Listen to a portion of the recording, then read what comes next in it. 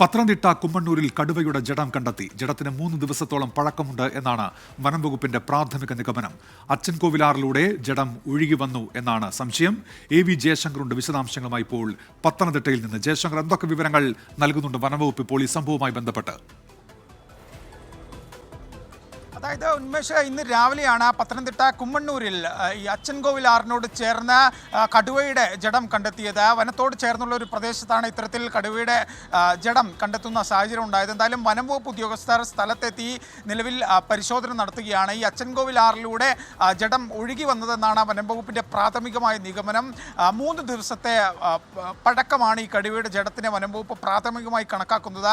കുട്ടിക്കടുവയുടെ ജഡം എന്നാണ് വനം വകുപ്പിൽ നിന്ന് പ്രാഥമികമായി ലഭിക്കുന്ന വിവരങ്ങൾ. എന്തായാലും വനം വകുപ്പ് ഉദ്യോഗസ്ഥരെത്തി ജഡം ഇവിടെ നിന്ന് മാറ്റാനുള്ള നടപടികൾ ആരംഭിച്ചിട്ടുണ്ട്. ഇനി പോസ്റ്റ്മോർട്ടം ഉൾപ്പെടെയുള്ള കാര്യങ്ങൾ നടക്കാനുണ്ട്. ഈ പോസ്റ്റ്മോർട്ടത്തിലായിരിക്കും ഇതിൽ എന്തെങ്കിലും ദുരൂഹതയുണ്ടോ, ഈ മരണകാരണം ഉൾപ്പെടെയുള്ള കാര്യങ്ങൾ മനസ്സിലാക്കുക. എന്തായാലും ഇതിന് വനം വകുപ്പിൻ്റെ സാങ്കേതിക നടപടികൾ ക്രമങ്ങൾ പൂർത്തിയാക്കി ഈ കടുവയുടെ ജഡം പോസ്റ്റ്മോർട്ടത്തിനായി മാറ്റും. എന്തായാലും ഈ നാട്ടുകാർ ഉൾപ്പെടെയുള്ള ആളുകൾക്കൊന്നും പ്രവേശിക്കാൻ സാധിക്കാത്ത വനത്തിനുള്ളിലൊരു പ്രദേശമാണ്. അതുകൊണ്ട് തന്നെ ഏതെങ്കിലും തരത്തിൽ വേട്ടയാണോ ഇനി മറ്റെന്തെങ്കിലും കാരണത്തിൽ ഈ വനത്തിനുള്ളിലെ മൃഗങ്ങൾ തമ്മിലുള്ള സംഘർഷത്തിനിടെ കടുവ കൊല്ലപ്പെട്ടാണ് ഉൾപ്പെടെയുള്ള കാര്യങ്ങൾ പോസ്റ്റ്മോർട്ടത്തിലായിരിക്കും വ്യക്തമാക്കുക. എന്തായാലും വനംവകുപ്പ് അതിൻ്റെ അന്വേഷണം തുടരുകയാണ്. വനംവകുപ്പ് നടപടി പൂർത്തിയാക്കി ജഡം ഇവിടെ നിന്ന് മാറ്റും. ഉന്മേഷ്, ശരി. AV ജയശങ്കറാണ് വാർത്തയുടെ വിശദാംശങ്ങൾ നൽകിയത്.